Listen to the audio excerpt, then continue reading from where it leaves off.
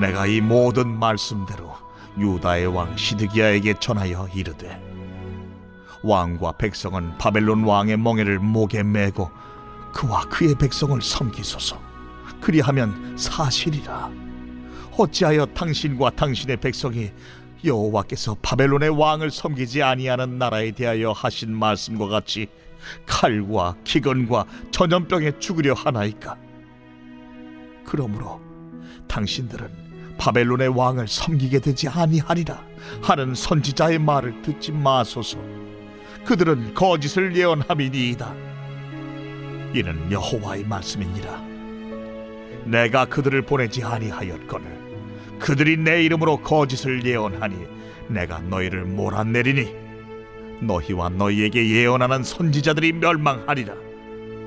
내가 또 제사장들과 그 모든 백성에게 전하여 이르되, 여호와께서 이와 같이 말씀하시기를, 보라, 여호와의 성전의 기구를 이제 바벨론에서 속히 돌려오리라고 너희에게 예언하는 선지자들의 말을 듣지 말라. 이는 그들이 거짓을 예언함이니라 하셨나니 너희는 그들의 말을 듣지 말고 바벨론의 왕을 섬기라. 그리하면 살리라. 어찌하여 이 성을 황무지가 되게 하려느냐? 만일 그들이 선지자이고 여호와의 말씀을 가지고 있다면 그들이 여호와의 성전에와 유다의 왕의 궁전에와 예루살렘에 남아있는 기구를 바벨론으로 옮겨가지 못하도록 만군의 여호와께 구하여야 할 것이니라. 만군의 여호와께서 기둥들과 큰 대야와 받침들과 이 성에 남아있는 기구에 대하여 이같이 말씀하시나니, 이것은 바벨론의 왕 느부갓네살이 유다의 왕 여호야김의 아들 여고니아와 유다와 예루살렘 모든 귀인을 예루살렘에서 바벨론으로 사로잡아 옮길 때에 가져가지 아니하였던 것이라. 만군의 여호와 이스라엘의 하나님께서 여호와의 성전과 유다의 왕의 궁전과 예루살렘에 남아있는 그 기구에 대하여 이와 같이 말씀하셨느니라. 그것들이 바벨론으로 옮겨지고 내가 이것을 돌보는 날까지 거기에 있을 것이니라. 그 후에 내가 그것을 올려와 이곳에 그것들을 되돌려 두리라.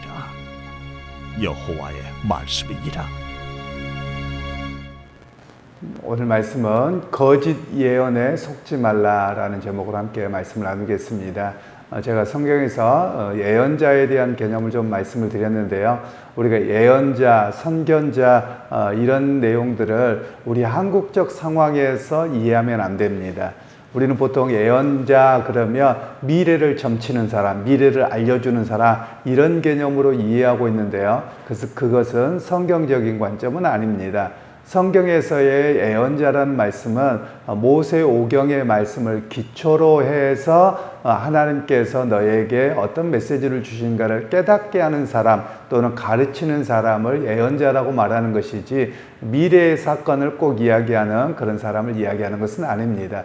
오히려 미래를 예언하는 예언가는 점성술가에 해당되고, 오히려 그들은 우상을 섬기는 자들, 귀신에 접한 자들이라는 개념으로 이해를 하시는 것이 옳습니다. 그런 면에서 본다면 오늘날 교회 안에서도 미래를 너무나도 이야기하는 사람들을 듣지 않아야만 합니다. 여러분들은 이렇게 많이 이런 이야기를 듣지 않겠습니다만, 저는 외국에 있을 때나 여기 있을 때 가끔 하나님의 말씀하십니다 그러면서 미국에서 이런 예언이 있습니다 이런 이야기가 나오더라고요. 종종 그렇더라고요. 그래서 참 잘못된 이야기들이 많이 나오는구나 이런 생각을 종종 하곤 합니다. 그러면서 오늘 거짓 예언과 참 예언에 대한 이야기를 좀 할 필요가 있는데요. 거짓 예언은 오늘 역사적 정황 속에서 시드기야 왕일 때 예루살렘의 바벨론의 느부갓네살에 의해서 수탈당하고 있는 그런 상황입니다. 그런 가운데서 너희가 이 바벨론 제국의 멍에를 메라, 오히려 그것이 하나님의 뜻이고 너희가 거기서 자유할 것이라고 이야기하는 거짓 예언자들의 말을 듣지 말라라고 이야기를 합니다. 또한 그뿐만 아니라 그의 앞선 왕이었던 여호야김 때 성전의 기물들을 다 탈취해 당해 갔습니다. 그런 가운데서 또 남아있는 것들이 있었는데 그 남아있는 것들을 보면서 여기에 예루살렘 성전이 다시 회복되고 유다 백성이 돌아와서 하나님의 부흥의 역사가 있을 것이다 라고 이야기하는 거짓 예언에 속지 말라 라고 이야기합니다. 그러면 오늘 우리가 볼 때 유다 백성들의 입장에서 보면 여기가 성전이고 하나님을 예배하는 곳이기에 회복될 것이다. 희망이죠. 소망이죠. 또 민족적인 감정에서 보면 바벨론의 압제가 아니라 자유한 백성이 될 거다라고 하는 것은 희망이죠. 민족적 입장에서는 바람일 것입니다. 그런데 하나님의 관점에서는 전혀 그렇지 않다라는 것을 이야기합니다. 그래서 우리가 종종 뛰어넘어야 될 게 있습니다. 우리는 보통 소망을 이야기한다, 좋은 걸 이야기한다 그러면 그걸 붙잡고자 합니다. 하나님의 왜 이런 상황이 생기냐면 하나님의 말씀의 기준에 의해서 오늘 사회와 신앙을 판단하고 바르게 보는 것을 보려고 하지 않습니다. 그러니까 무조건 희망만 붙잡으려고 하고 잘 된다는 이야기만 붙잡으려고 합니다. 우리는 보통 이러기도 합니다. 어려운 일이 닥칠 것이다. 이러면 큰 문제다. 그러면 왜 재수없게 그래요? 그렇지 않아도 고난이고 어려운데 왜 그래요? 자꾸 이런 마음에 들려고 합니다. 안 된다 그래도 어려운 상황이라도 잘 된다고 해야지 소망을 품죠 라고 생각을 합니다. 이거는 사실 바른 신앙이 아닙니다. 소망을 어디에서 품어야 되느냐면 말씀을 통해 새롭게 됨의 의미를 우리가 바르게 깨달아야만 합니다. 즉 나의 문제에 대한 바른 이해, 그리고 내가 속한 교회나 또는 사회나 이런 것들에 대한 바른 이해가 있고 그 가운데서 어떤 나라와 어떤 교회의 신앙이 되어야 되는가에 대한 소망을 품는 것이지, 오늘 우리는 덮어놓고 그냥 희망만 가져야 된다 이런 이야기는 올바른 이야기가 아니라는 것을 오늘 성경에서는 말씀을 하고 있습니다. 그러면서 오히려 오늘 우리의 삶도 마찬가지입니다. 사람은 두 가지의 모습이 드러납니다. 하나는 듣고 싶은 말을 듣고 싶어 합니다. 잘 된다는 말, 부자가 된다는 말, 미래에 좋은 일이 일어날 것이다. 이런 이야기를 듣고 싶은 것이 사람의 기본적인 심리입니다. 그러니까 오늘날 목회자들도 하나님의 말씀을 전할 때 액면 그대로 전하기보다도 사실 성도들의 눈치를 많이 봅니다. 그냥 불편한 이야기를 하는 것도 힘들거든요. 그래서 듣고 싶은 이야기만을 전해버리는 그런 상황이 생기는 겁니다. 바로 그 상황을 오늘 예레미야 선지자는 그들이 하나님께로부터 온 것인지 확인해라. 오히려 그들은 거짓 선지자다, 거짓 예언자다 이렇게 말씀하고 있는 내용들이지요. 그러면서 오늘 우리가 해야 될 일, 또 우리가 들을 귀 있는 자는 들어야만 합니다. 예수님 시대도 마찬가지인데요. 예수님 시대에도 사람들이 예수님이 하나님 나라를 전하고 하나님 나라는 두 가지의 성격을 이야기합니다. 즉 당시의 백성들이 버리고 또 죄악시 여겼던 사람들이 하나님의 백성으로 돌아옵니다. 믿음으로 살아갑니다. 그런 삶 속에서 또 하나님의 심판을 이야기하기도 합니다. 그러니까 이들이 듣기 싫은 겁니다. 그래서 듣고 싶은 사람들만 들은 것이지요. 그래서 주님께서는 들을 귀 있는 자는 들을지어다 계속해서 말씀하셨던 겁니다. 또한 역사적 정황도 마찬가지입니다. 이스라엘 백성들에게 끊임없이 하나님의 경고가 있었음에도 불구하고 이 유다 백성들이 하나님의 말씀을 듣지 않습니다. 그것이 예수님 시대까지 이어져 가는 겁니다.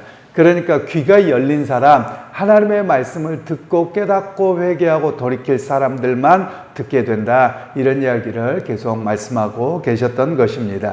그러면서 오늘 우리에게 또 유다 백성들에게도 마찬가지입니다. 희망과 위로가 필요하기는 합니다. 위로와 희망이 필요하기는 하지만 그것이 꼭 하나님의 뜻은 아닐 수 있다는 겁니다. 오늘날 많은 이들이 그런 이야기를 합니다. 교회 나오면 세상의 삶이 얼마나 힘들고 어려운데 목사님 위로와 희망이 있었으면 좋겠어요 라는 이야기를 할 수 있을 것입니다. 그러면 여러분 이미 하나님의 말씀은 왜곡되는 겁니다. 여러분 우리가 보통 그런 이야기도 하지요. 말을 타고 달립니다. 그러면 잘 달리는 말에게 채찍질한다 이런 이야기를 합니다.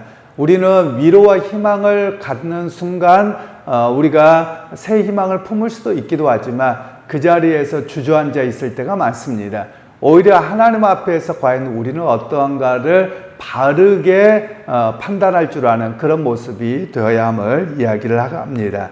결국 하나님 앞에서 회개만이 희망입니다. 하나님 앞에서 우리의 자신을 철저하게 회개하고 돌이킬 때만 그 안에서 위로가 있고 희망이 있는 것이지, 좋은 말과 잘 된다는 이야기로 우리가 희망을 얻는 것은 아니라는 것을 우리에게 말씀하고 계십니다.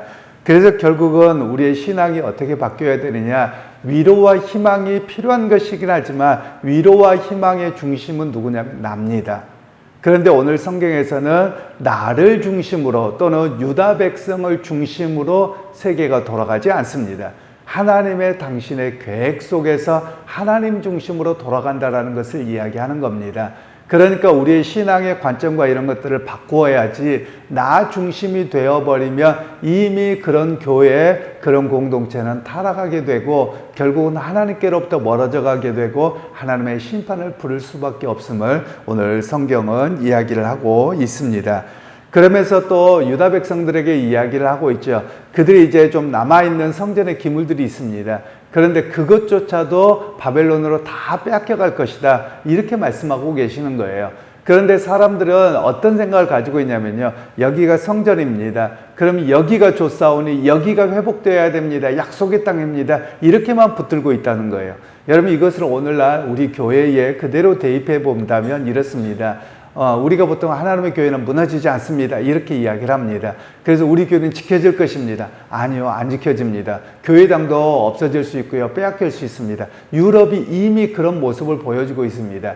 유럽의 신앙을 떠나게 되니 교회당이 술집으로 바뀌는 곳들이 허다하게 많습니다. 교회당이 지켜지는 게 아닙니다. 하나님 앞에 신앙의 순수성으로 바르게 서고 그 신앙을 자녀들에게 잘 전달하고 이끌어 가져야지 그 교회당도 지켜지는 것이지, 교회당 그 자체가 하나님의 지켜짐을 보증하는 수표는 아니라는 것을 우리에게 말씀하고 계시는 겁니다. 예루살렘 성전이 그랬고요, 유럽에 있는 교회당들이 그렇습니다.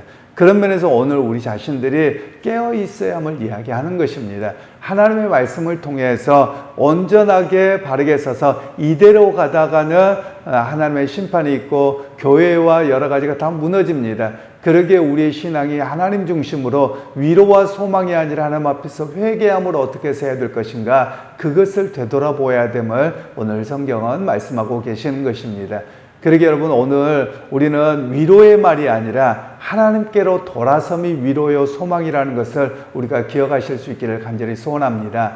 그래서 여러분, 오늘 하루의 신앙의 관점, 또 많은 것들도 하나님, 내가 하나님 중심으로 세워져서 하나님이 기뻐하는 일, 하나님을 영화롭게 하는 일에 내가 바르게 서기 원합니다. 이 고백으로 오늘 하루도 승리하는 여러분 모두가 되시기를 주님의 이름으로 축원합니다. 하나님, 오늘도 말씀을 통해서 거짓 예언자들의 모습은 이 땅에서 위로와 희망만을 전했습니다. 그런데 오히려 하나님은 그들의 현실에 얼마나 타락해져 있고 하나님 중심으로, 말씀 중심으로 세워져 있지 않는 상황에서 하나님의 오히려 징계를 예언하고 있는 것을 봅니다. 하나님, 오늘 우리도 위로와 희망이 세상적인 이야기와 그냥 말로 회복되는 것이 아니라 하나님 중심으로 온전히 설 때, 말씀으로 돌아갈 때 회복의 역사가 있음을 바라봅니다. 하나님, 오늘 우리도 말씀 위에 든든히 서게 하시고 하나님 중심으로 서서 흔들리지 않는 우리 공동체와 교회가 되도록 함께하여 주옵소서. 예수님의 이름으로 기도하옵나이다. 아멘.